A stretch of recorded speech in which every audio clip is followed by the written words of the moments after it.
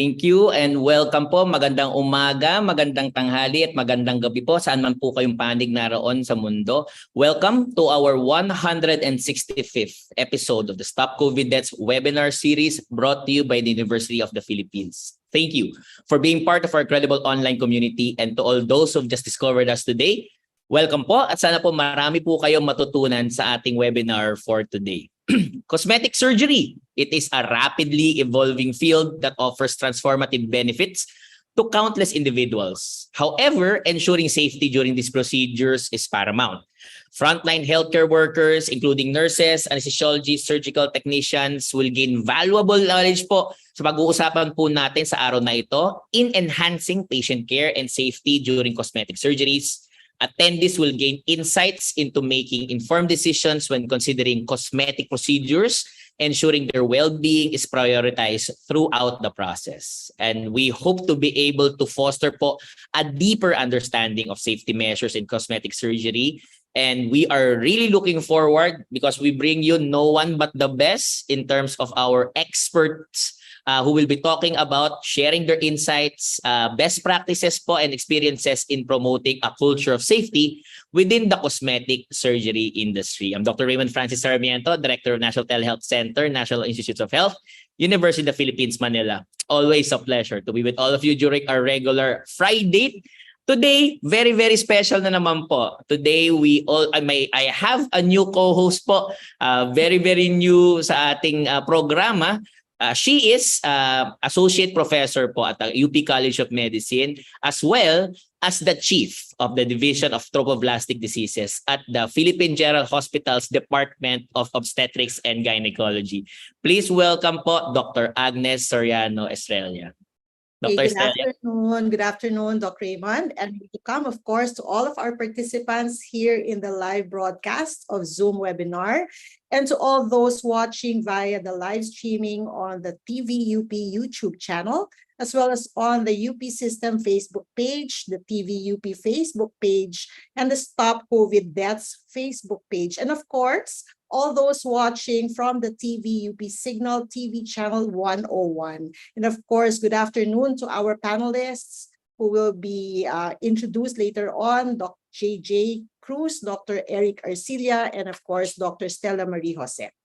So you've seen in our opening billboard, we will still be maintaining the title Stop COVID Deaths, but we'll expand our discussions to letter C, current COVID-19 problems. Letter O, other outbreaks. V, viruses. I, infections. And D, disasters. Hence, Stop COVID Deaths, level up to take a closer look at other emerging health problems in the community while we keep an eye out for COVID-19 developments here in the Philippines and in the rest of the world. And since we know that you like to be current with the latest news in health and medicine here and abroad, we have a new segment in the webinar called News Updates. So these are some of the stories that we are keeping an eye on and why they are relevant to you. So back to you.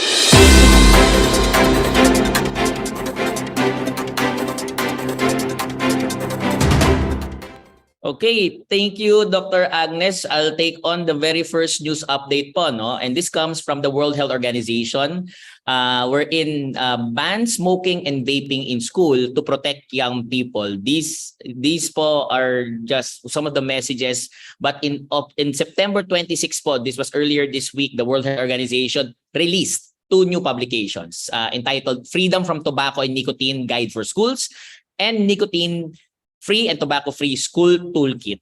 These publications aim to help protect children's health just in time for back-to-school season in many, many countries. As you know, and this is something that has been observed by the health sector, the tobacco industry relentlessly targets young people with tobacco and nicotine products, resulting in e-cigarette use increasing, and 9 out of 10 smokers starting bago pa po sila maging 18 anyos. And products have also been made more affordable for young people through the sale of single-use cigarettes and e-cigarettes po na ginagamit po for vaping na typically po nagkukulang po sa mga health warnings. Yung pong bagong guide na ito for schools and toolkit are step-by-step manuals for schools to create nicotine-free and tobacco-free campuses, taking a whole-of-school approach, including teachers, staff, students, parents, and including topics on how to support students to quit, education campaigns, and implementing policies and how to enforce them. What is your news naman po, Dr. Agnes? Okay, so Dr. Raymond, my news is coming from the Daily Tribune, and this was published just today, September 29, 2023, where Senator Go reiterates a call for increased health funds. So Senator Go is the chairperson of the Senate Committee on Health, and he emphasized in an interview last Tuesday, September 26, the urgent need to bolster the Department of Health's budget as the country moves towards pandemic recovery, even amidst several existing and emerging public health concerns. So in that particular interview, he recalled the budget deliberations in 2019, where there were attempts to cut the budget of the Research Institute for Tropical Medicine for the year 2020. And he mentioned that he actually tried to save the RITM from such a budget cut. And he said that it was actually a crucial decision because later on in 2020, we know that the RITM actually played a vital role for the COVID-19 testing when the pandemic started. So he mentioned that there should be no budget cut for the healthcare system. In fact, Go argued that the healthcare system needs more financial report and that he underscored the urgency for increased investment in the public healthcare system. So that's the report from the Manila Tribune. Thank you so much, Dr. Agnes po. And that's the news for this week. Keep an eye out for our latest news update next week for Stop COVID Deaths. Okay.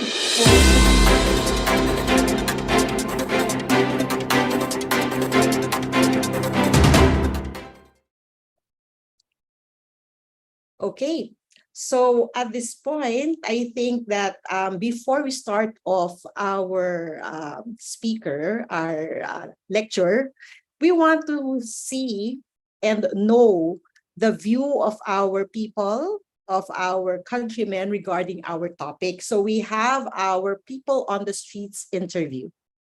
Thank you, Dr. Agnes. So, and this is something that obviously one of the things that we have been pushing for, just to gain some insights on what the people on the street know about the topic at hand. We just wanted to take a pulse of those insights. And for today's topic, the questions that we ask them are as follows po. Naisip nyo na bang magparetoke or may kailala na ba kayong nagparetoke? Anong parte ng katawan ang ipareretoke ninyo kung sakali? Sa palagay nyo ba ay ligtas ang magparetoke? Alam nyo ba na ang pagpaparetoke ay hindi para sa mayaman lamang? Sa tingin ninyo, paanong paghahanda ang kailangan kung kayo ay magpaparetoke? Please watch this. Ako personally, hindi ko pa siya naiisip. Pero yun, may mga kakilala na rin naman na nagparetoke. Oh, at one point in my life, naisip ko, and mas lalong na-encourage ako dahil may mga kilala nga ako.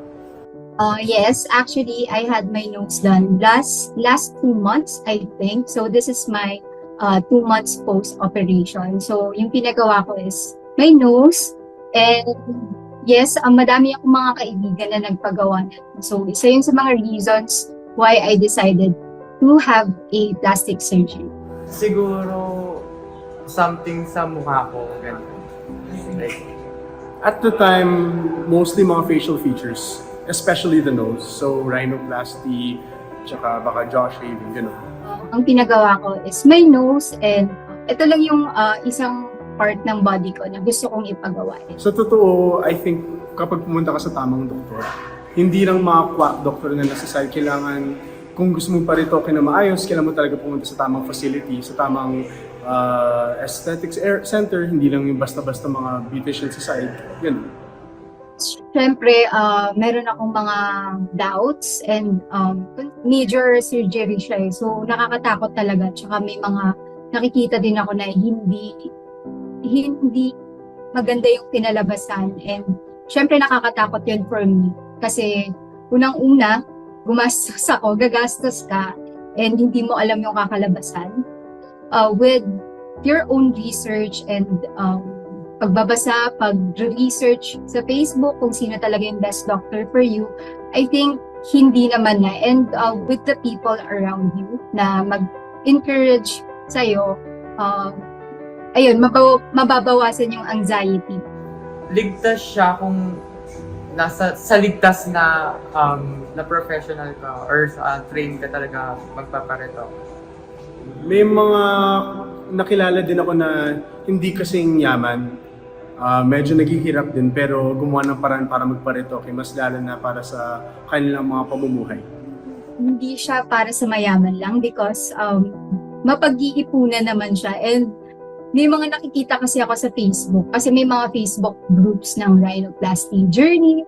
So doon, sinishare nila kung sino yung doctor nila, if how much, and kung ano yung ginawa sa kanila. I think hindi naman siya para lang sa mayaman kasi madami ng mga doctors ngayon na mura lang, talagang affordable. Kasi life change eh. Hindi lang siya physical. So, lahat talaga ng aspekto kailangan mong i-prepare. Yun, number 1, financially.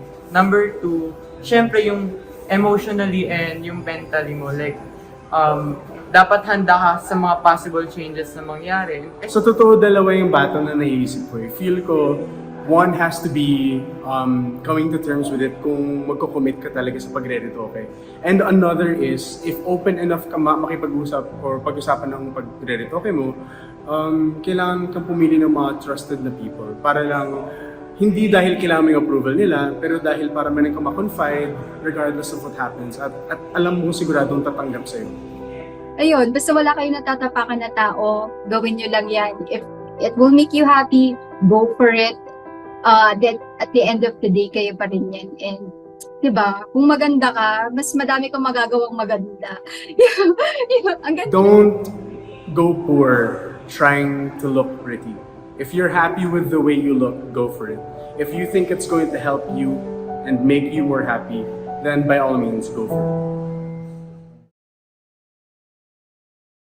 Okay. Ako din, naisip ko, pero takot ako. Tsaka low threshold for pain. So anyway, thank you TVUP for letting us know what people on the ground are thinking. Thank you so much, TVUP, and thank you so much, Dr. Agnes, for sharing. What do you think about their their responses? Kasi I'm surprised, medyo bata pa yung isa tapos nagparetoke na siya. Is that something that you're seeing in today's generation ba, Dr. Agnes? Yeah. Ang nakikita ko kasi sa generation natin ngayon, the new ones, they're very, very conscious about how they look like. And with the media, with all of our famous actresses and actors being very open about the cosmetic surgeries that they have gone through, hindi na kasi siya kinakahiya ngayon eh. Diba? Parang ngayon nga, parang proud ka once you have done something for your body. That's true. Yeah, I don't think there's nothing wrong with it. I think there's nothing wrong if it can boost your self-confidence, then why not? Good point po. Good point, Dr. Agnes. And hopefully, we could hear more about, the safety issues, yun naman po talagang pag-uusapan po natin for today. Something that I feel everyone should have a better sense, especially those na nag-iisip or nagbabalak po na magparetoke. Thank you po.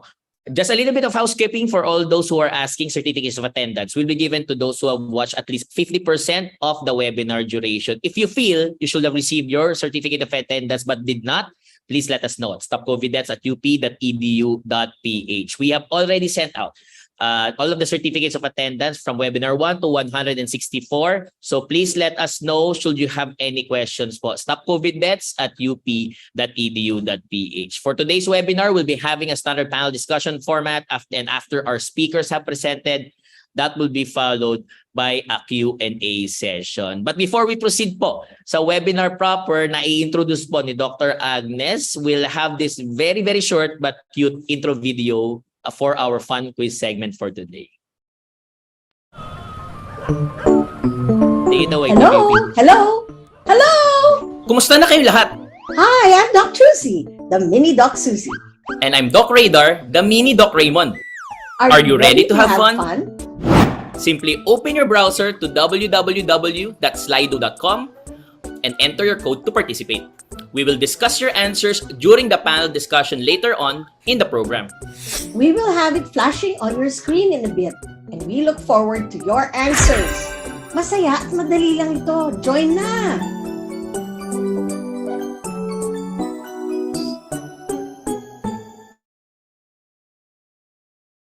Thank you so much, TVUP.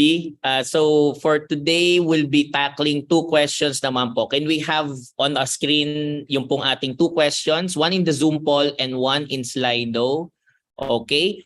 For those who are joining us outside of the Zoom, you can still participate in our fun quiz. If you open up your browsers, you type in slido.com and you enter the code 6510096. That's 6510096 for you to be able to participate in our fun quiz. For today's first question, the first question that we have right now, what is the most common cosmetic procedure performed worldwide? Alin po dito sa limang ito ang pinaka-common po according to 2021 statistics? Is it A, blepharoplasty?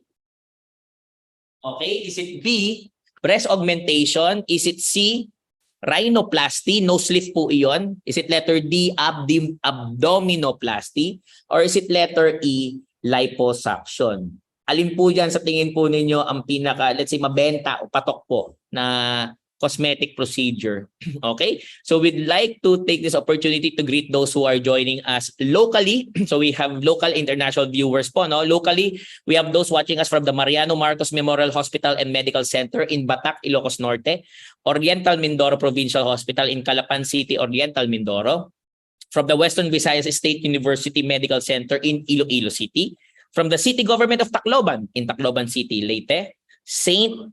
Elizabeth Hospital, General Santos City in South Cotabato, and then Southern Philippines Medical Center in Davao City in Davao del Sur. There are those who are joining us, Bulacan Medical Center, Department of Pathology, Laboratory Medicine and Molecular Diagnostics Laboratory, La Consolacion University, Philippines in Malolos, Bulacan. From Bataan, from the Philippine General Hospital, University of Rizal System Health Services Unit, maraming salamat po. RPHS Annex 1 in Antipolo City, thank you so much. Deca Homes Loma de Gato in Marilao, Bulacan, maraming salamat po sa inyo. For our question number 2 reads, how many years, ilang taon po, after medical school does it take to train in plastic surgery? May apat po dyang choices. Is it A, Chonin Hospital, Taipei City, Taiwan? Is it, yung po pala yung greetings po natin. I just wanted to greet those who are joining us from Chonin Hospital in Taipei City, Taiwan, Los Angeles, California in USA, Lunichi Ali University of Blida 2 in Blida, Algeria, from the Canadian Medical Center in Dammam, Saudi Arabia, University of Hail, Saudi Arabia, University of the Philippines Nursing Alumni Association International Incorporated in Edison, New Jersey in the United States. If you're having difficulty po dito po sa ating Zoom, you just click po dito po sa polls/quizzes and then nandun po yung ating mga fun quiz. Ang options po for question number 2, is it 4 years at least? Is it 5 years po na minimum? 6 years po na minimum? Or none of the above? Yung po ang mga choices po dyan. Hindi po muna namin isasara ang fun quiz pong ito as we move on to the webinar proper. And for our first speaker po, no, that will be introduced by my lovely co-host, Dr. Estrella po. Dr. Agnes, go ahead. Okay, thank you, Dr. Raymond. So let us now proceed with the topic at hand, and it is going to be my pleasure and honor to introduce to you this afternoon's speaker, who is a professor of plastic surgery and an associate dean of the UP College of Medicine. He is likewise an attending plastic surgeon at the Department of Surgery of the Philippine General Hospital. He is currently a regent of the Philippine College of Surgeons and a past president of the Philippine Association of Plastic, Reconstructive, and Aesthetic Surgeons Incorporated. for the, should I also introduce already the reactor? Yeah, just Dr. JJ Cruz po muna. Dr. JJ Cruz, you're looking good, sir. How are you? Hi, sir. Should I? Agnes, thank you very much for having us, specifically in the division of plastic surgery. Okay, thank Dr. JJ, go ahead and share your Go screen ahead, po. yeah. Apo.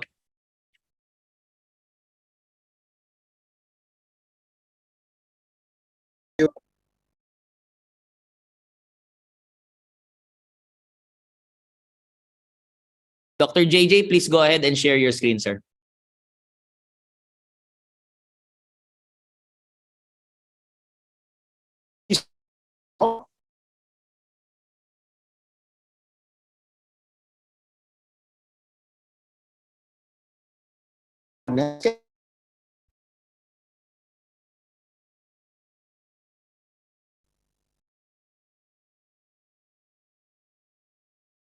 Dr. Agnes, can you see his slides po ba? No, I think he froze. Oh, Nag-freeze okay. screen, no? Okay. How about now? I can hear you very well. Yan, okay. Okay na, Dr. JJ. We're just waiting for it to load and then you should be okay, sir. Yeah. I see. Can you Ayan, see? okay na po. Okay na. Okay, Dr. JJ. You can screen now. Yes, go ahead, sir. All right. So, good afternoon, everyone. I would like to say good afternoon to the whole of the Philippines, of course, the whole world. No, the paper for having us. Tiis-Ganda, Dagdag-Bawas, Ligtas ba? This is safe cosmetic surgery. I have for this talk and then discuss the meat of the topic, which is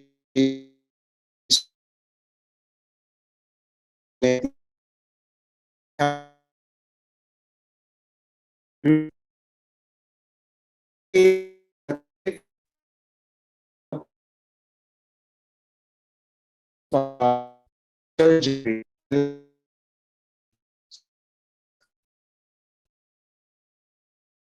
I hope you can hear me well.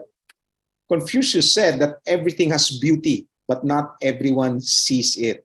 So I guess plastic surgeons were placed in this world to make sure that everyone sees the beauty in everyone.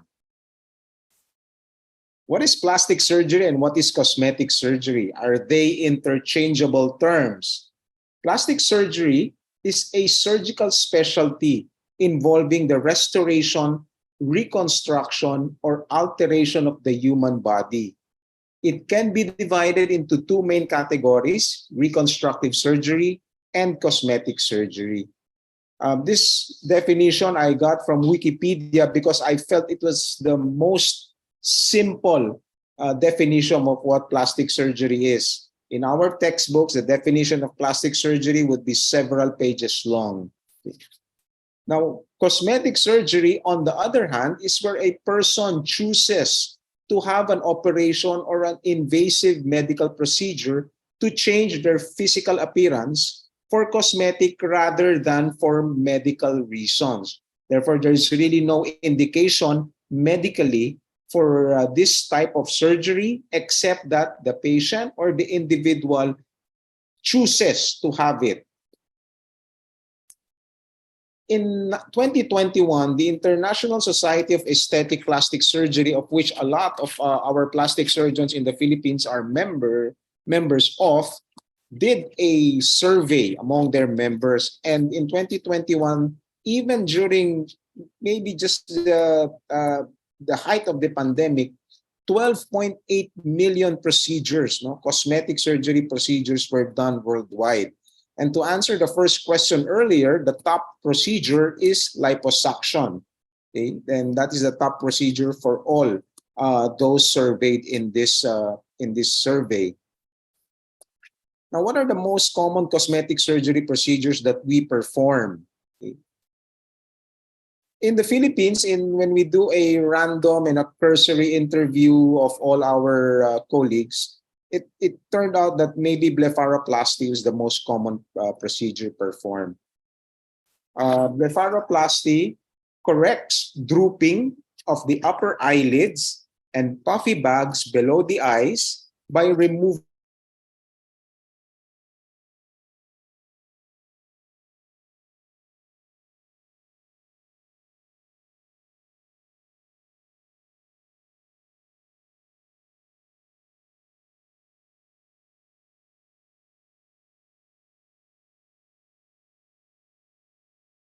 Dr. JJ, I think we lost your audio, sir.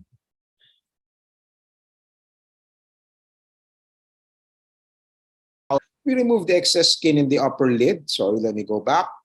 We remove the excess skin in the upper lid and the fat in the lower lid, and the result will be a rejuvenated periorbital area. So notice, and at the end of the arrows is the bags in the lower lid, and post-surgery you can see that the bags are gone. I will be going through some of the photos, and note that the end result of a blepharoplasty would be to have a more refreshed look.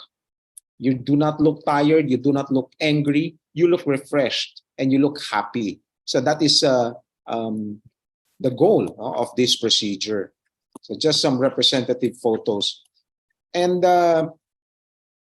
note that most of our patients would be in the middle age group or older. We do not usually perform blepharoplasties in younger individuals because they still do not have bags and they do not have droops of their upper eyelids. We do perform some blepharoplasty in younger individuals when chinky-eyed individuals, or in the vernacular singkit, would want to have their eyes look a little more bigger, no, than what they are usually in their usual appearance. So just some of our representative patients. So notice that they really look refreshed, and of course the end result, as I've said, is they look younger. Okay. See here, he looks a little angry, but after the procedure, he's a little more, let's say, calm looking. So these are just some of our representative patients. The next common procedure that we do perform is what we call a facelift. The facelift aims to improve sagging facial skin, the jowls. The jowls are usually located near the jawline, and the loose neck skin, by removing excess fat, tightening the muscles, and redraping the skin. Again, most often they are done on men and women in the middle age group or older. Depending on the extent of the procedure, it may last several hours. Mostly we do them under some form of sedation or general anesthesia, and these patients may opt to stay in the hospital sometimes, but usually they are on an outpatient basis. So this is how much we have to dissect the face and pull the skin back, and what we call the have a more permanent result. So notice how the face of the skin is pulled back and resulting in a tighter and a firmer look on the face. So these are just some of our, again, representative patients. Okay, so a lot of improvement on their facial features. We also do it on men, not just on women. Now, one of the new and recent developments in the field of plastic surgery is doing that of the thread lift. Okay, the thread lift is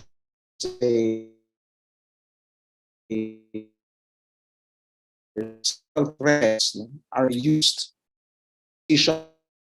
or on the sagging brows, readjust asymmetric brows. This use a barbed suture, double sutures that are strategically placed below the skin. This is an easier or a shorter procedure, and we usually reserve these procedures for those patients who need for longer period or for someone. You just do this under local anesthesia and we are as an outpatient on an outpatient basis. So this is how the threads would hook the tissues underneath the skin so that they may be as deemed necessary by the plastic surgeon.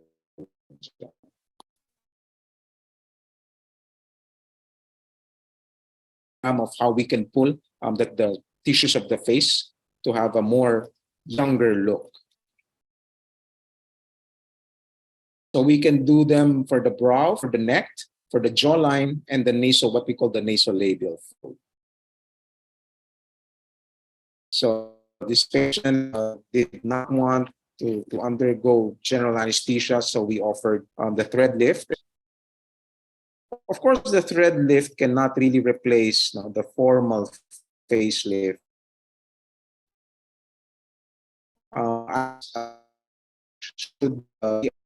Or they are permanent on facelift.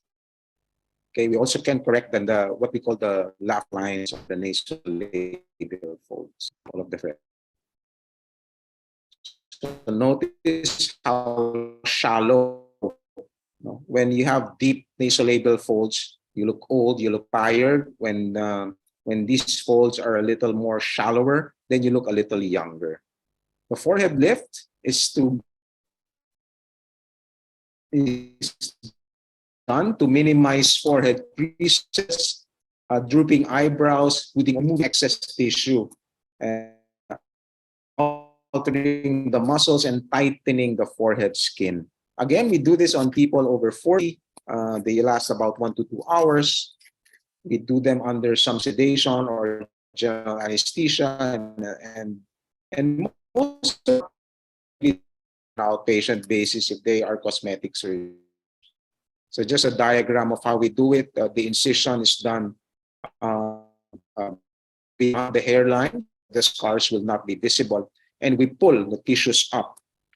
Just a diagram of how we do it. Note how improved the forehead is in this patient who underwent a forehead lift. Again, another patient wherein we did forehead lift.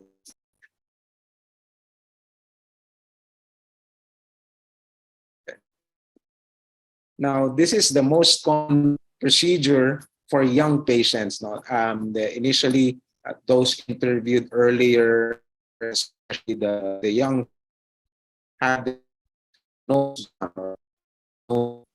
and this is mostly done on younger patients.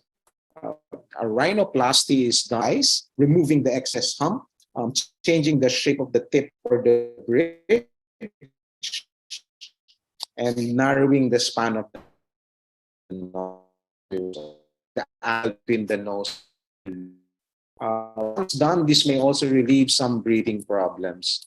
Usually, it's about 1 to 2 hours. It's again local anesthesia.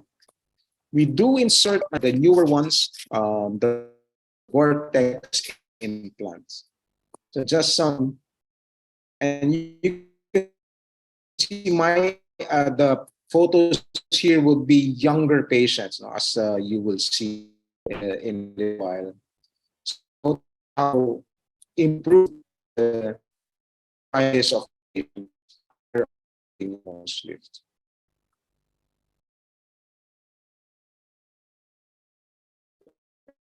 So just some representative photos. Now, most of those you hear or read of our actresses would have undergone some form of breast augmentation. Breast augmentation is to enhance the size of the breast using either a silicone or saline implant. It takes us usually about 2 hours given the nature of this procedure, we do it under general anesthesia. And we can, again, as I've mentioned, once the patient is now stable, we can send them home after the procedure as an outpatient. So we usually we put our incisions in the inframammary area. We can either elect to put the implant just below the gland or under the muscle. And notice how the improvement of the size and the appearance of the breasts are after a augmentation.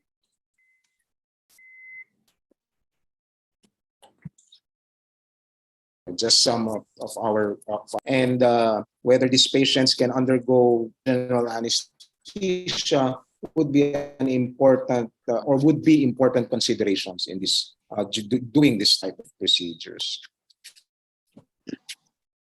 Aside from augmenting, we perform what we call breast lifting or mastopexy.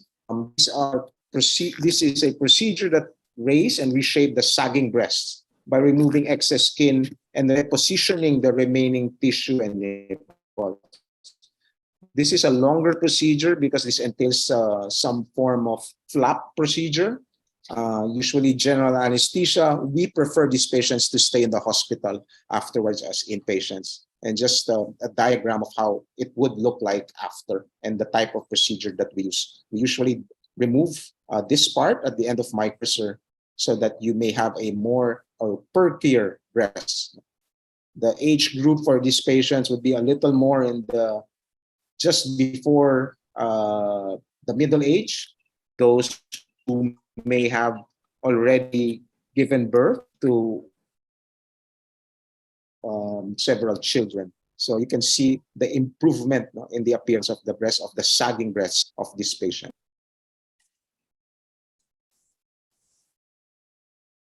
Before and after photos.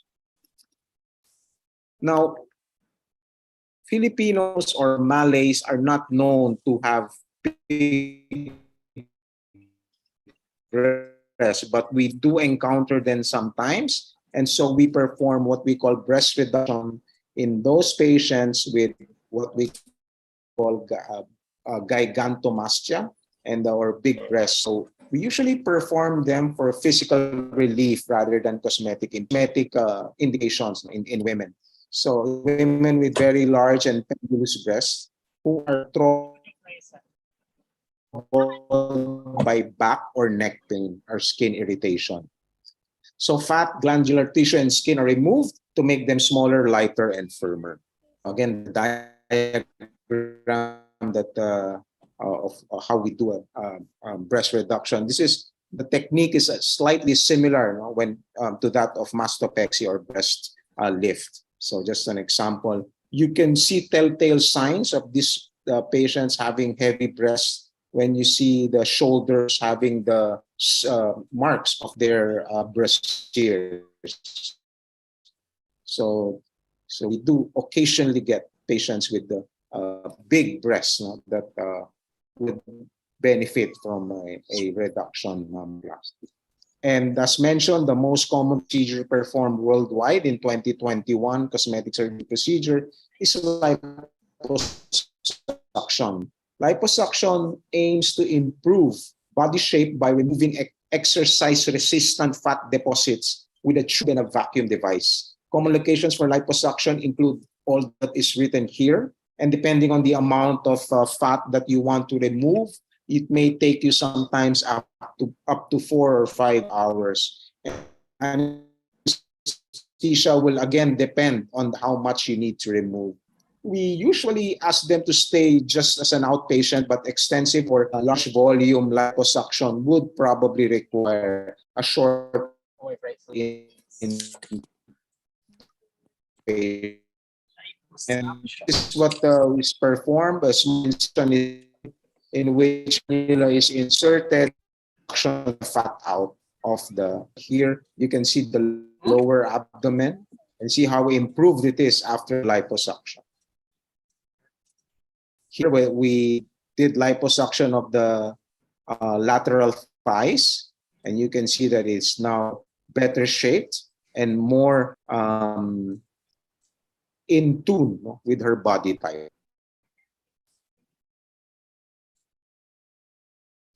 We also do it in men, so you can see the excess fat in the what we call the love handles. We can remove those. The more extensive procedure for reshaping the abdomen would be the tummy tuck or the abdominoplasty.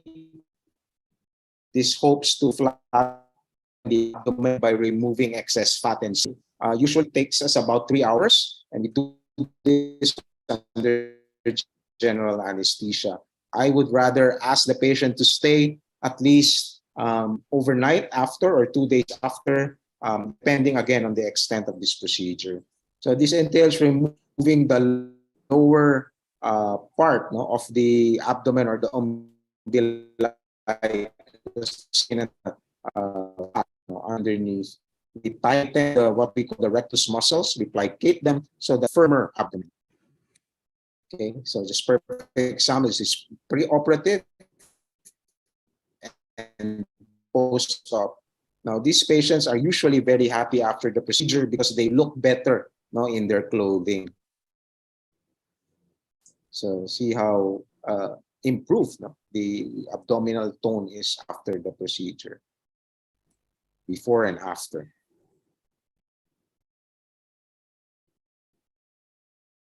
So comes the meat of the topic. So we have heard a lot of news about cosmetic surgery gone awry, and the worst is someone might die of something that is really not, or a procedure really not ethically. Safety in cosmetic surgery just not having good cosmetically acceptable results are and parcel of safety in cosmetic surgery. Now, fortunately, cosmetic surgery is mostly an outpatient department. Most is high. However, in the U.S. 2020, and they noted the following: the mortality rate for outpatient surgery is the mortality rate for outpatient surgery is 1 per 2. Liposuction, it's a little higher. It's 1.3 per 50,000. And the reason for this is that liposuction is practically a blind procedure, meaning you insert the cannula, you do not see what you are suctioning, you just have to gauge. No? So it has to you have to have good knowledge and good training about the anatomy and suction. For abdominoplasty, it is 1 in 10 to 13,000.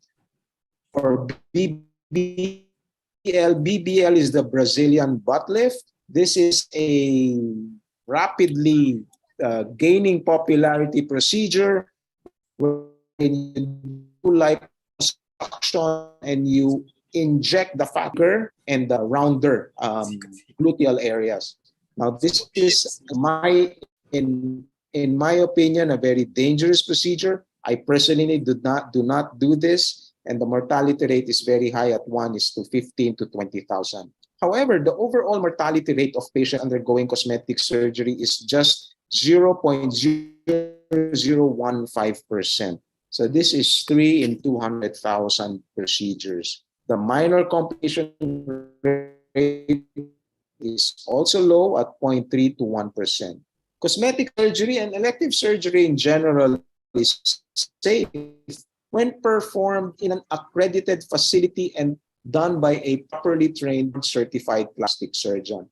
This has been alluded to. No? It's good that those we interviewed earlier, the man on the street interview, they have a good grasp of what needs to be done or what needs to be checked out when you're thinking about cosmetic surgery.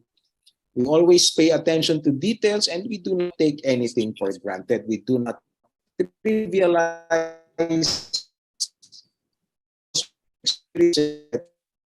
surgery. It is not. We talk about safety in terms of the safety in the phases of surgery. There are 3 phases of surgery: the pre-operative phase, the intraoperative phase, and the post-operative phase. We look at several factors, or we look at several points, when we talk about safety during each phase. For the pre-operative phase, we look at first the patient factors.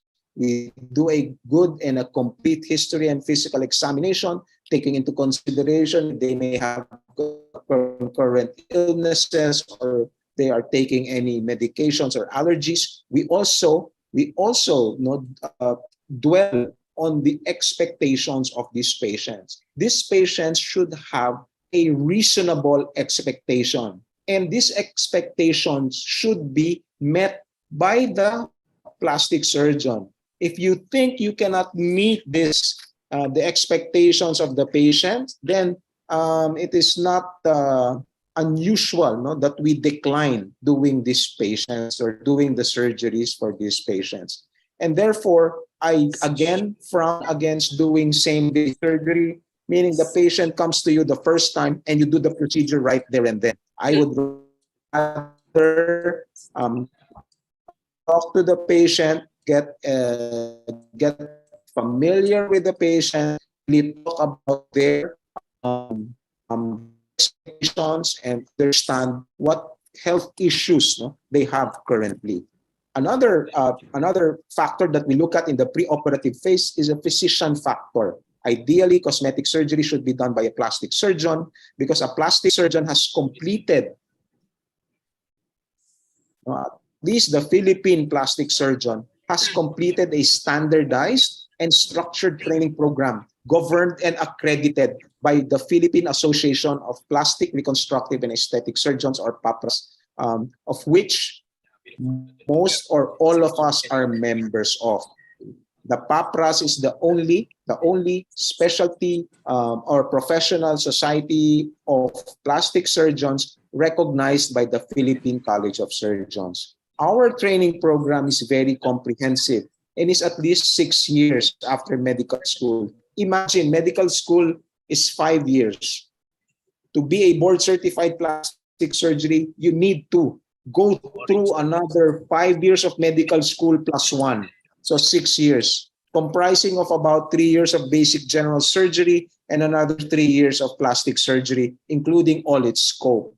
And you, as a plastic surgeon, to be in order for you to call yourself a plastic surgeon, you must pass, or you're eligible to take the certifying exam administered by the Philippine Board of Plastic Surgery. The Philippine Board of Plastic Surgery is another independent entity, that is to certify those who have completed the standardized and structured training program for plastic surgeons. And even if you have passed, you are a board certified plastic surgeons, there are limitations. You may be qualified for one procedure, or you're more adept at one procedure rather than another. So as a physician, you must know, or you must accept your limitations and understand your qualifications. If you think you cannot fulfill the expectations of your patients, then you may see a surgeon who is more adept or more qualified to do that procedure. And last, for the preoperative phase, you have is the institutional factors. This institutional factor, the patients must know or must check the institution in which the procedure will be performed. You have to have a presence of qualified staff, not just the plastic surgeon. You have an anesthesiologist, you have your internist, you have your nurse applications in that facility. You must look for DOH licensed facilities, whether hospitals or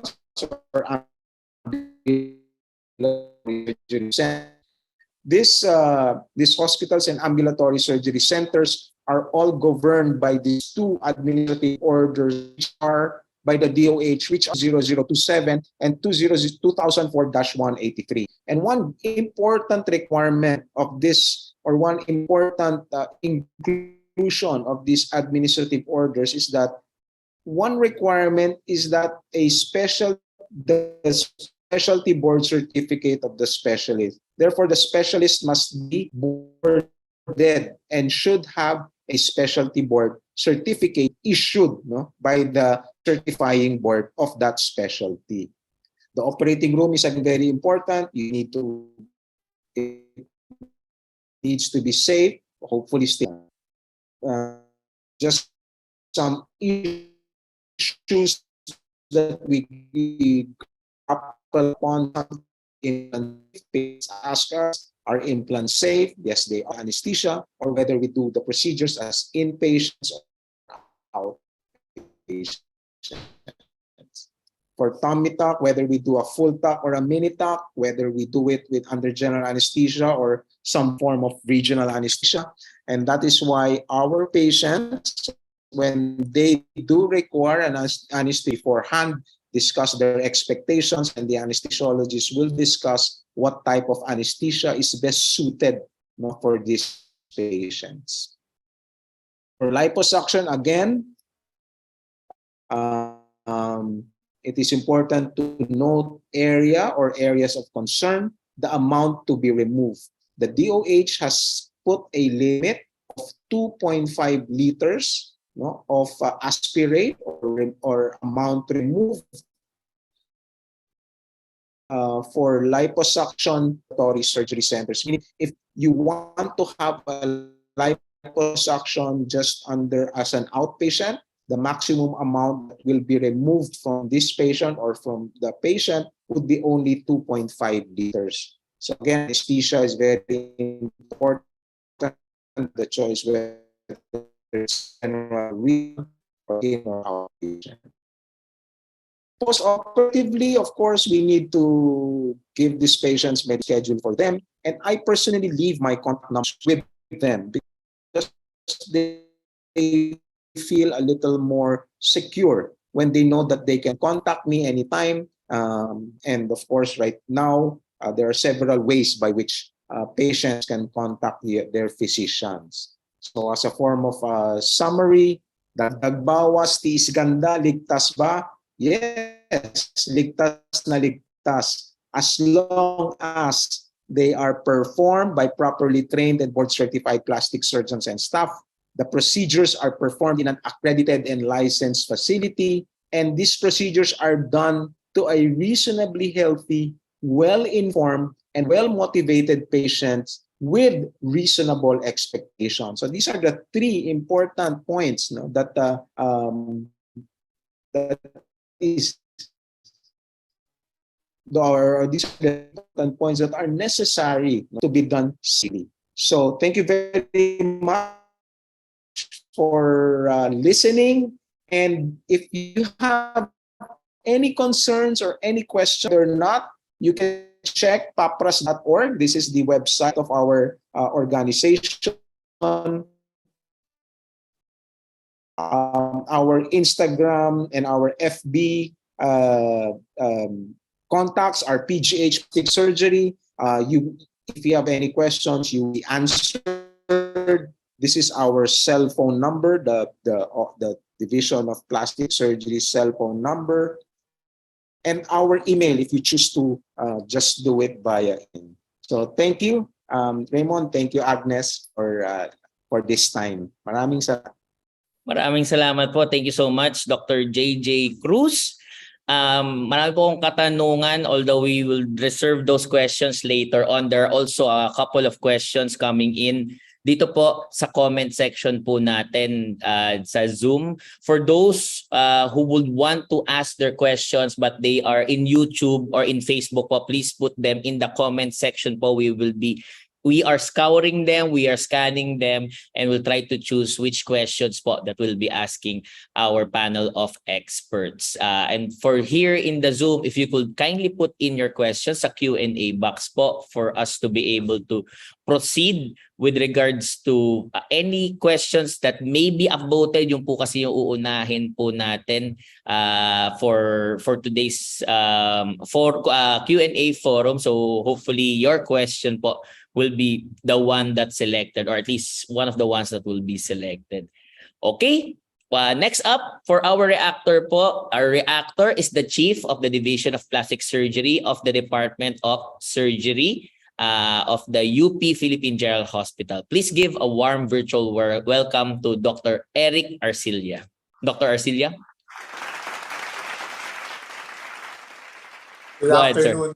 It's already good afternoon here, but again, good morning and good afternoon, good evening from wherever all of you are tuning in from. So I was given this very difficult task of reacting to this excellent lecture that was presented by Dr. J.J. Cruz. As an aside lang, no? I've known Dr. Cruz since prep. We were together in St. Teresa's, and we went through the same grade school and high school in La Salle, and we went to the same college, UP Diliman, and even through med school in UP. So I've known JJ all these years, and as fate would have it, we also ended up in the same profession, the same specialty, which is plastic surgery. Again, excellent lecture, JJ. Thank you as always. It's so difficult to really react to such a comprehensive lecture. But anyway, I purposefully did not ask for a copy of JJ's lecture because I wanted to give my reaction offhand, from the hip, kumbaga. So whatever he says I will be reacting from what he says right here and now. So as I said, he has given a very excellent lecture as always. Very comprehensive. There's nothing much that I can add to that, except maybe for 1 or 2 points. First thing is, we in plastic surgery, we do not claim to have a monopoly on cosmetic surgery. Let's get that straight. We are plastic surgeons. We do both cosmetic and reconstructive procedures. But there are other specialties also who perform cosmetic procedures. In deference to our colleagues in otorhinolaryngology, head and neck. It is also part of their curriculum to perform cosmetic procedures in the face, such as the nose, the cheeks, and they also do facelifts, and they also perform cosmetic procedures on the neck. To our colleagues in ophthalmology, it is also part of their curriculum to perform cosmetic procedures in the eyes, and sometimes they extend even to the eyebrows. To our colleagues in obstetrics, they also have training in rejuvenating the female genitalia. And even our esteemed colleagues in dermatology, they also perform cosmetic procedures. Most of them non-invasive though, such as lasers, cosmetic peeling or resurfacing of the skin. And some of them may also perform minor cosmetic procedures of the face. However, it is only in plastic surgery where we can claim that we perform cosmetic procedures from head to toe. As Dr. Cruz had said, our training entails us going through 6 years. And 3 of those years are basic surgical exposures, basic surgery exposure, which includes fluid and electrolyte maintenance, intensive care, rotations, wound healing and wound management. We also go through thoracic and cardiovascular rotation, pediatric surgery, urology, and of course GS, general surgery, which we have exposure to the abdominal anatomy. And we also have rotations, limited rotations in orthopedic surgery. So we also have exposure to the extremities. So our basics in plastic surgery cover from head to toe. Oh, of course, we also have rotations in neurosurgery. So again, head to toe and up to the top of our scalp. So I think this is very important for people to, for the general public to understand why plastic surgeons claim to perform cosmetic surgery for our patients involving the entire body. But and again, in deference to our other colleagues, they also perform cosmetic surgeries, and they are also board certified to perform these cosmetic surgeries, but only in limited areas. And I think that's where the difference and the main difference comes in. As Dr. Cruz said, we should the general population, the patient, before undergoing any cosmetic procedure, should do his or her research and find out the background of the doctor. Especially with the knowledge with the internet nowadays, it's so easy to research on the background of doctors, and that's how you are able to make sure that you're making the right decision and making the right and safe decision in having your cosmetic procedure done. If you will pardon the analogy, we are board certified plastic surgeons. Our colleagues in ORL, they're board certified head and neck surgeons. Our ophthalmologist colleagues, they're board certified ophthalmologists. Our OB colleagues, they're board certified obstetricians. And to give an analogy, if you have a well-trained and fully certified plumber, okay, you will have that plumber fix the pipes in your house, but you will probably not call that plumber to fix your electrical wirings or even your sofa or even your car. And if you have a fully certified and well-trained electrician, you'll probably not ask that electrician to fix your water pipes or to fix your bed or maybe your driveway. So I think it is the same. It is not just having or consulting with a board certified doctor to perform your cosmetic procedure, but you have to ensure that that doctor is board certified in that specific area or the specific cosmetic procedure that you are trying to seek.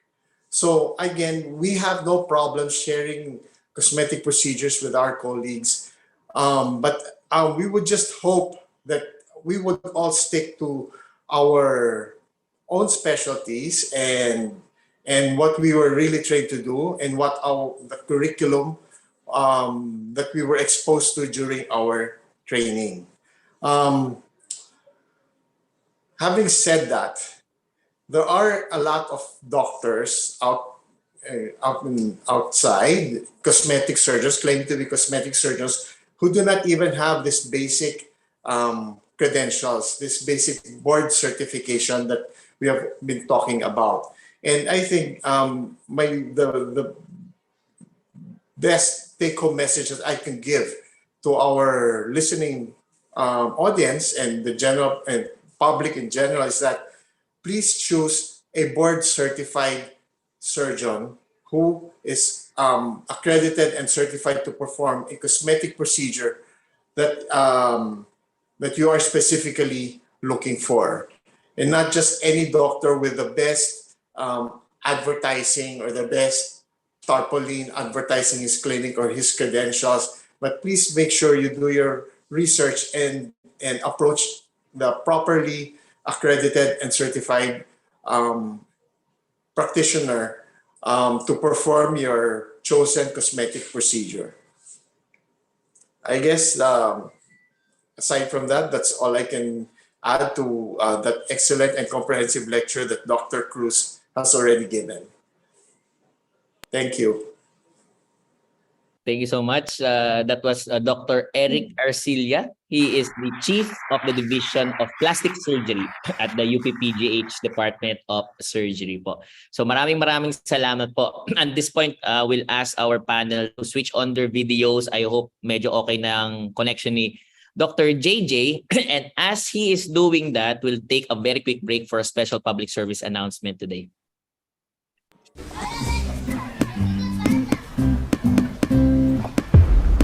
Go ahead, TV. Chloe, bilisan mo! Dali! Wala! Huh? Ano nangyari? nangyari? Ba't hindi kita makapitan? Handa ka na ba, Kaloy? Oo naman, ate. Nabakunahan na kami. May powers na kami laban sa inyo. At hindi nyo na kami basta-bastang makakapitan. Yay! Sisiw!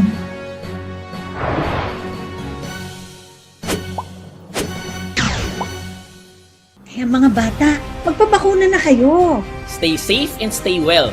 Mga bata, magpasama na sa Bakuna Center.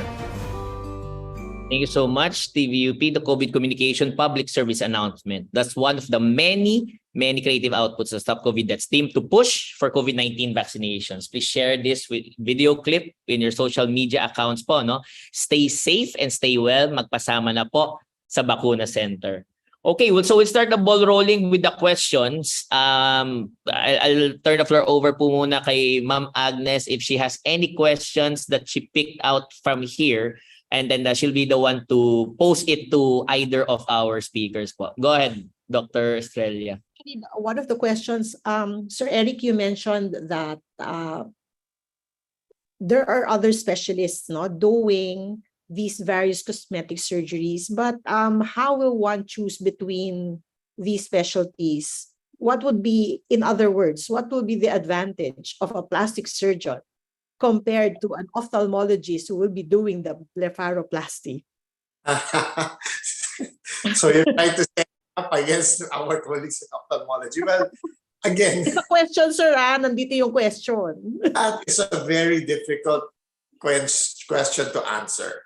Okay, we both have our own accredited training programs, and I'm sure our programs would not be accredited if we did not have excellent teachers to teach us the proper way to do these procedures. I cannot speak for how my colleagues in ophthalmology would do eyelids, and I cannot speak about how our colleagues in ENT do their noses. I can only say that the way we do it in plastic surgery is the safest way possible, and it is tailored to each and every patient's needs. That's the only way I can say it, because I really cannot comment on how they do their blepharoplasties. Or their rhinoplasties. I have no exposure to what they've done. Of course, I've seen some of their work. Some of their patients have come to me also for second opinion if the work was done, and I can say that they do their procedures well as well. Actually, maybe what I was pointing at specifically, although I did not really say it out loud, was maybe think twice if you encounter an obstetrician who offers breast augmentations or facelift, diba? Or an ENT who offers to do a tummy tuck. Maybe think twice. Maybe that's what I was saying. But in terms of doing an ophthalmologist doing an eyelid, go ahead. I'm sure he is, as long as he's a board certified ophthalmologist, and sir, I'm sure he or she will be well trained in doing that procedure. Again, we cannot claim any monopoly on this. So share and share alike. Okay. Sir JJ, would you like to give your comment regarding that? Right. Thank you, Agnes. And I apologize earlier if my audio was a little choppy. We tested it earlier and it was fine. Anyway, I second what Dr. Arcila or Eric is saying. There have been multiple findings of studies done very recently. Up to 60% of practitioners in cosmetic surgery sometimes perform well beyond their anatomic area of specialization. Now, let me repeat that. Our recommendation is that for patients and for other doctors or health professionals to advocate, and for example, you're an ophthalmologist, then it's fine to do the periorbital area. If you're an ENT, then it's fine to do the nose, neck up. But keep to your Agnes, OB, stay within that area. So that is just what we would think. Thank you, sir. Doc Raymond, do you want to throw the next question? Thank you, Dr. Agnes. Question that will pose to both of them. This comes from Dr. Joseph Tortona. How long does it take before temporary facial paralysis recovers after using cautery in a full facelift procedure? May kinalaman daw po ba to sa age with regards to recovery time? Dr. JJ. Yes, I actually read that question, and the first thing that you have to make sure is that the facial nerve and all its branches are intact. That is the most important one. No? And if the branches are intact, then it should recover. Of course, a younger individual would recover faster than an elderly individual. And in terms of how long, there's really no fixed number to it. But definitely you should see some improvement once the swelling has gone down. And usually the swelling goes down in about maybe a week. No, you should see some improvement if in the facial nerve function, if there has been indeed some problems with its function. So if not, then make sure that it has not been damaged or the facial nerve has not been injured during that procedure. I don't know if Eric wants to add something to that. Yes, JJ. I think I read that question also, but very briefly lang.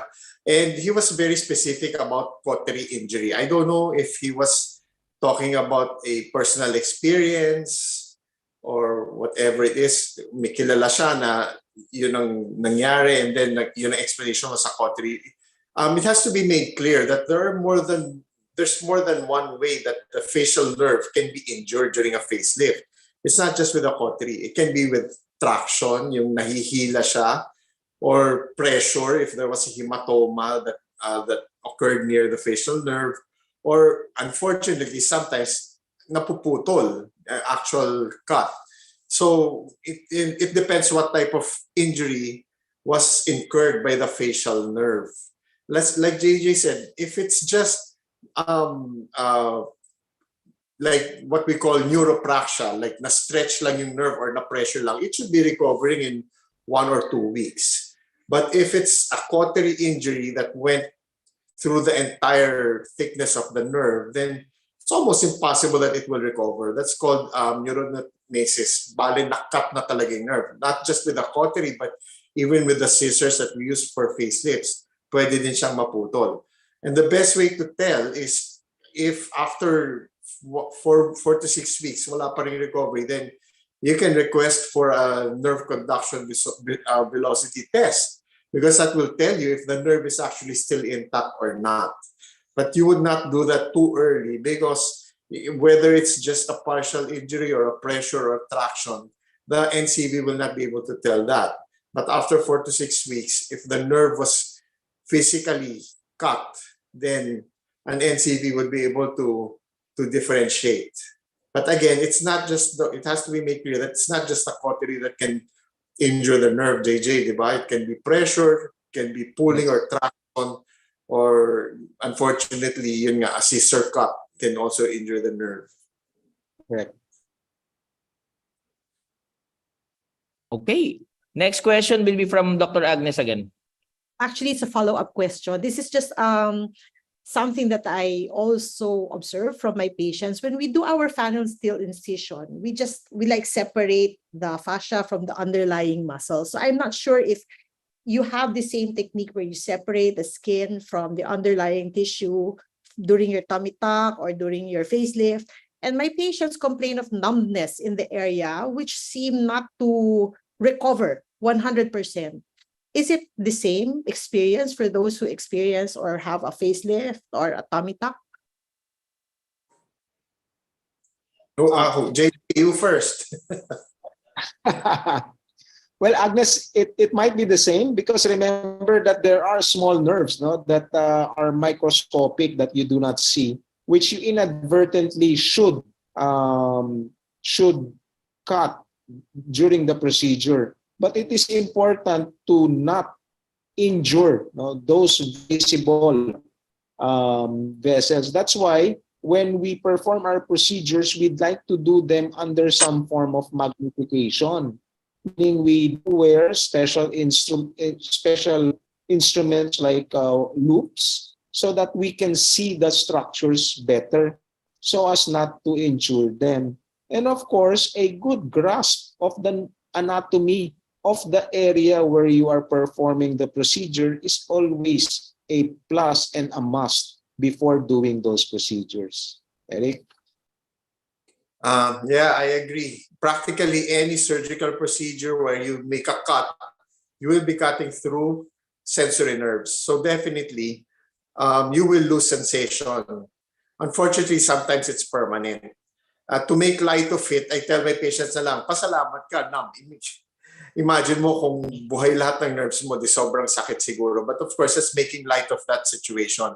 Sometimes the sensation may come back, but most of the time, it will be altered. If not completely gone, then only partial sensation will return. So yes, it's the same. Whether it's a tummy tuck, facelift, or even sometimes even a breast augmentation, unfortunately, sometimes even the nipple sensation, no matter how hard we try to preserve nipple sensation, sometimes it gets affected. Not just completely gone, sometimes it even becomes hypersensitive, which is actually not a good thing either. Yeah. So yeah, every time we make a surgical cut, nerve sensation will definitely be affected. Okay. Thank you, Doc Raymond. Thank you. I think baka hindi lang to narinig ni Ma'am Rosa Flores. And this is part of what Dr. JJ was saying. I'll ask the question and then Dr. JJ will answer. Will the big cosmetic surgeons do simpler things like doing fillers and threads? Are those within their expertise? Where can people go in terms of threading using fillers that is safe? Yung pong ligtas daw po magpaganon. Dr. JJ.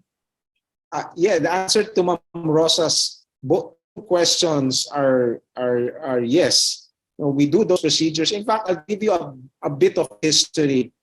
When the toxins, the neurotoxins or the botulinum toxins were brought to the Philippines, the first group that company approached were the plastic surgeons. No? Ang una nilang nilapitan yung plastic surgeons, can you try this product out? And because these are the studies, I don't know, maybe it's because they feel that if there will be concerns or there will be problems, we might be the group that will be able to address it. Or maybe because it is our grasp again of the anatomy of the area, that's why they approached us. So we did the first Botox, or not, sorry, that's a brand name. We did the first neurotoxin injections for cosmetic procedures, for cosmetic indication in the Philippines. And this was before the 2000s, maybe about 30 years ago. And also for the threads, no? The plastic surgery group, which again performed the first thread lifting in the country. And unfortunately, the first generation threads, which came out early during the turn of the century, were not that good. No? And now it's a little bit better. No? They made some changes with the material that they use for threads. So yes, we do those procedures. And the second question is where to go. I left our contact details in PGH Plastic Surgery. So kung si Ma'am Rosa po ay taga Maynila, pwede po siyang pumunta sa PGH Plastic Surgery Office. May tao naman po doon parate. It is at the second floor of the PGH at the back of Ward 6. So there are always residents there who are also adept at doing these procedures. Thank you. Dr. JJ, anything to add? Rejoinder from Dr. Arcilia. No, actually, I would say the same thing. I agree with JJ wholeheartedly. Our residents are well trained in this procedure, so Ma'am Rosa will not have to worry that she will get the best possible care if she consults with our office, our plastic surgery office in PGH. Raymond, can I just add something? Note Go ahead, that sir. during my presentation, kahit na naging choppy ng konti, I did not mention about the financial aspect. Actually, that was the next question, Dr. JJ. Magkano daw po? Kung ano. Okay.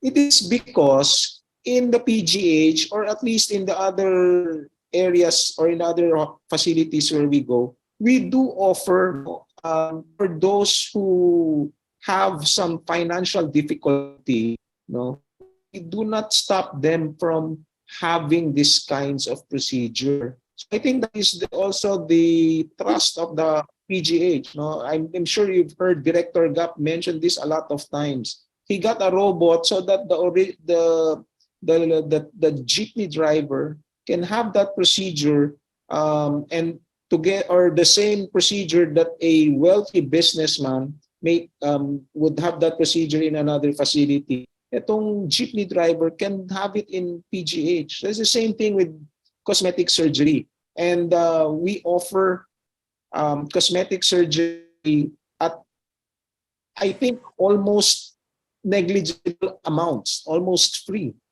Just maybe spend for the implant, that's it, and spend for a little bit of the consumables. But sometimes we really even don't charge professional fees if they are in our service category of patients. So that's why I did not mention about the cost. Kasi pwede talaga sa PGH. Now they can contact us through any of those numbers or any of those media that I listed. Yeah. So I guess that answers one of our questions earlier, no, Doc Raymond, na when we asked if this is pangmayaman lang ba. Opo. That's good. Pero ano, Sorry, may I yes. add something? Yes, sir. Okay. So, because baka meron kasi dyan, there might be some who might say that why is plastic surgery wasting the resources, the limited resources of PGH on cosmetic procedures, diba? Instead of concentrating more on the more pressing health issues. Why is PGH, specifically the Division of Plastic Surgery, even wasting in quotation marks time and resources on cosmetic procedures? There are two answers to that. Number one, well, actually three. Nabanggit na ni Dr. Cruz isa, which is making this accessible not just for the rich, but even for the common people. That's one. Number two is you have to realize PGH is a training hospital. So as I said, for our residents, for our graduates to be fully trained and accredited plastic surgeons, they will need this as part of their training curriculum. So we have to allot a certain number of procedures and resources so that our residents will have this kind of exposure performing cosmetic procedures for their requirements. And third, the third reason is going back to Dr. Cruz's lecture earlier. Di ba sabi niya, you perform cosmetic procedures, or a person chooses to get cosmetic procedures even if there's no medical indication. So there's no medical indication, and I agree with that. But there are certain other indications for cosmetic procedures, not just for vanity. Let's get this clear, especially in this time of very competitive workforce. Some people might need the advantage of improving their looks, their features, especially for those who are already aging and they have to compete with the younger individuals for a very limited work availability. So it's not mainly just for vanity reasons. We have found through the years that cosmetic procedures actually help people, the public, in securing a job or occupation.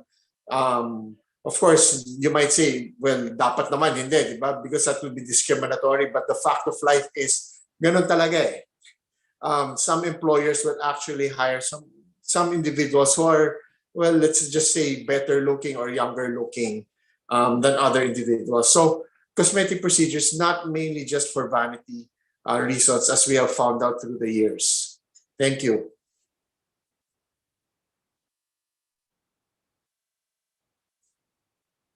Okay. Other questions that you may have,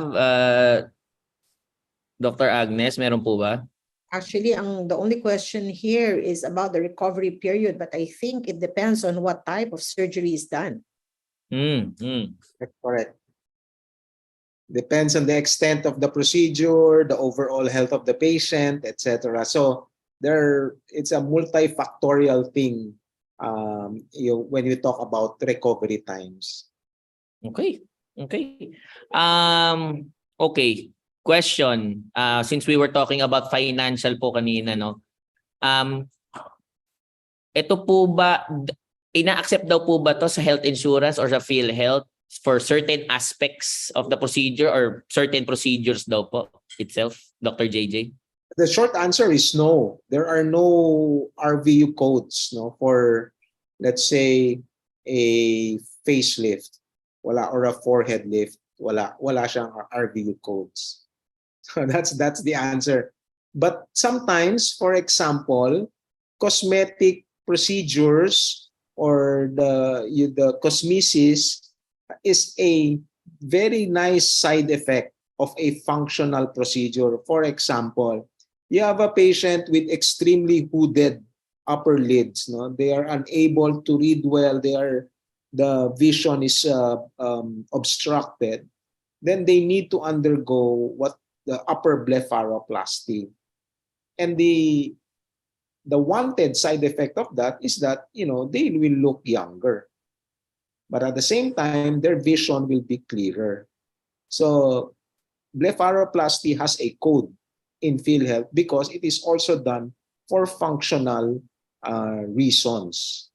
So that's sometimes some procedures may be covered by PhilHealth as long as they have functional indications.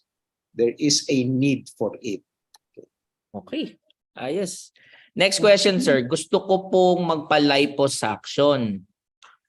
Ano po yung kailangan kong gawin bago po ako operahan hanggang sa day of the operation? Dr. JJ. Well, first things first, we need to see the potential patient, and we need to, as I said earlier, we need to evaluate him or her according to our guidelines.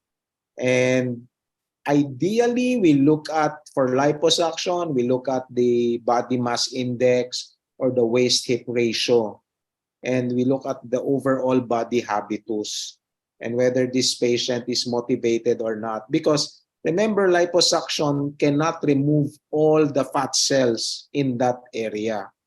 So meaning if you have fat cells there and you do liposuction, okay, that you will look good, but you don't stop eating, you do not exercise, then the remaining fat cells will hypertrophy or lalaki ulit.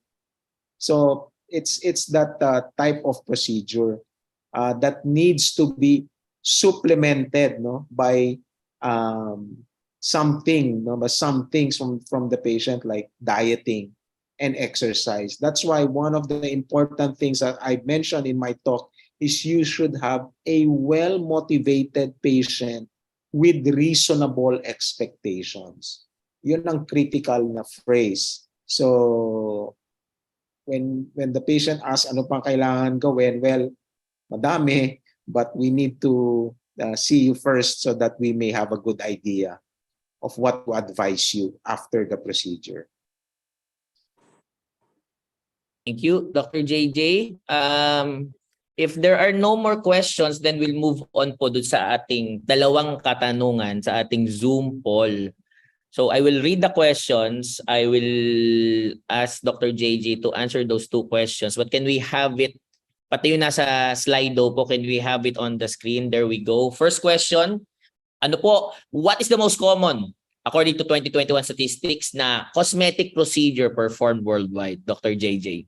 According to the International Society of Aesthetic Plastic Surgery, of which, as I mentioned, most of us are members, it is liposuction worldwide. Ayun. Yeah, Liposuction po. we do not have data locally, I mean nationally. So, but internationally or overall, it's liposuction. Correct. So, dito po 57% at least in the Zoom na sumali po, no, they answered rhinoplasty or nose lift, and then 60% naman po dito sa ating Slido. For question number 2, ilang taon po after medical school does it take to train in plastic surgery, Dr. JJ? Well, there are two types of plastic surgery training programs in the country. One is the straight program, wherein after medical school, you are already pinpointed or you are already accepted into a straight program. And there are at least two training programs that offer that. One is PGH and one is in UST. And the number of that is 6 years. So it is at least 6 years.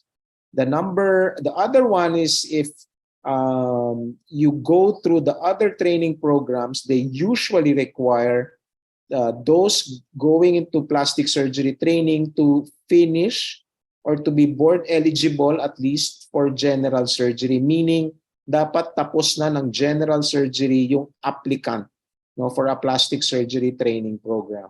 So that entails 5 years of GS plus 3 years of plastic surgery, so 8 years. So it's really 6 to 8 years of training before you become a board-eligible plastic surgeon. Board-eligible meaning you are allowed to take the exam. Passing it is another matter. Thank you. Okay. I heard mahirap pumasa.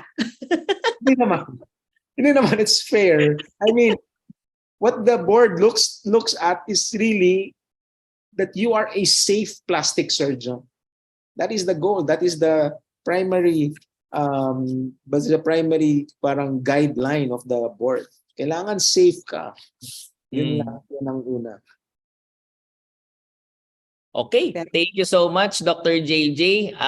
So ano po, no, as we are trying to wind down here, we're just trying to make sure that all the questions, if you have still any questions po, no, matanong na po natin siya. We'll try to ask all of our panelists po, no, to take this time out to come up with their parting words, any message po that they would want the audience to take away from their talk, from this webinar. And while you're taking that 1 minute, 2 minutes po, no, I will be reading ito pong tinatawag po nating panel evaluation poll po, no, just to make sure that we have those covered. It's 5 questions. It's a 4-point Likert scale. So we are working towards making sure na lahat po ito ay masagutan. So for our panel discussion poll, I hope you're able to see it on the screen right now. Okay, thank you. First question, the panelists demonstrated thorough knowledge of the topic.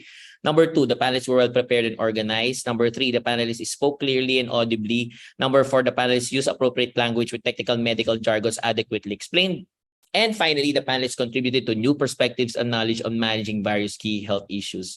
We will not be sending out a separate po na evaluation poll. Ito na po yun. We encourage everyone to answer this, and we will not be closing this evaluation poll until the end of the program. As we move on to the parting messages from our speakers, Dr. Agnes, go ahead. So at this point, probably we can hear some last few words from both of our panelists, probably Dr. JJ first and then Dr. Eric. Yeah, I'm pretty sure halos pareho sasabihin namin ni Eric because we've known each other for more than 50 years.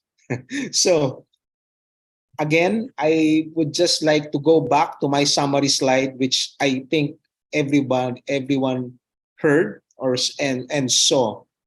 It is safe. No, cosmetic surgery is safe. You just have to go through to number 1, a board certified and qualified practitioner. Number 2, go to a DOH licensed, either a hospital or an ambulatory surgery center. And number 3, patient selection is also very important. You need to have a healthy, well-motivated, and a patient with reasonable expectations. If you have all of these, then it is really safe to undergo cosmetic surgery. Thank you very much for this opportunity. Thank you, sir. Dr. Arcilia? Well, again, to belabor the point, DOH, I think, and even PCS had this campaign years ago. It says, know your doctor, do your research. I guess that's the best advice that I can give. And again, when you do your research and you find out about the doctor, make sure that you're going to the doctor who specializes in the specific cosmetic procedure that you're interested in. Don't consult the plumber for your electrical wiring, and do not consult the electrician for your driveway cementing. That's Thank it. you. That is so well said. And I think Dr. JJ already shared with us, no, how you can, where you can go to, where you can research in order you will have, so that you will have a list of our board certified plastic surgeons. So that will ensure safety in doing our cosmetic surgeries. Okay, so we go to our synthesis and closing remarks, of course, by one of my mentors from the Department of Obstetrics and Gynecology, and is now the head of the Office of Expanded Education and Training at the Philippine General Hospital. Please welcome Dr. Stella Marie Jose. Good afternoon, everyone. Thank you for your time and attention to our webinar.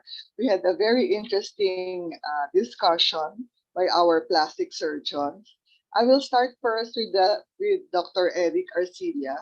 He said that board-certified plastic surgeons are highly trained, and their training lasts for 6 to 8 years, as also was said by Dr. J.J. Cruz. He maintained that other specialties also do plastic surgery, such as the ORLHNS, or the otorhinolaryngology, head and neck surgery, ophthalmology department, and the OBGYN department. This is my department. Yes, that's true. But he said that patients must select a highly trained plastic surgeon who must do what you are trained for. So we should not go over our sphere, so that it will make the surgery of our patients very safe. From Dr. J.J. Cruz, he mentioned the phases of surgery. This is interesting because he said so many important aspects. For example, the preoperative phase, we have the patient factor. We have to check the history, the PE, the concurrent illnesses. For example, the patient might be diabetic or hypertensive, which can complicate your procedure. Medications, allergies, expectations, and he questions the same day surgery. That is, you saw the patient today and you'll do the surgery today. I think that's also very hasty. Then we have the precision factors, which is the plastic surgeon must have completed a standardized and structured training program governed by the Philippine Association of Plastic Reconstructive and Aesthetic Surgeons, or the PAPRAS. This is a very important key message because like here in PGH, the plastic surgery residents and fellows, they are very experts in burn injuries, and they have a whole ward of burn patients. So he mentioned another factor in the preoperative phase is the physician factor and the institutional limits. So the presence of qualified staff and the availability of the needed materials. So in summary, he said that plastic surgery must be performed by properly trained and certified plastic surgeons and staff. It should be performed in an accredited and licensed facility, and it should be done to a reasonably healthy, well-informed, and motivated patients with reasonable expectations. So, as he mentioned, just doing liposuction is not enough because eventually, without diet and exercise, the patient will grow will gain weight again. No? So for those of you who want to listen to this lecture again, it will be shown in our um, in our page. No? So you can listen to the whole lecture again. Back to you, Agnes. Thank you po, Ma'am Stella. And I'm sure that everyone learned a lot from this very, very interesting topic. There's a hype now in cosmetic surgeries. And what we want really to show everyone is safety should be an issue. It's a major issue whenever we go for cosmetic surgery. So I hope that the message was clear that if we want safety, then we have to choose the right patient for the right procedure with the right doctor. Okay, so for next week, what will we have for next week? We don't yet have, and in particular, Dr. Agnes, but we hope to be able to secure the availability of our speakers po, no, coming in, I think from one of the government hospitals, ma'am.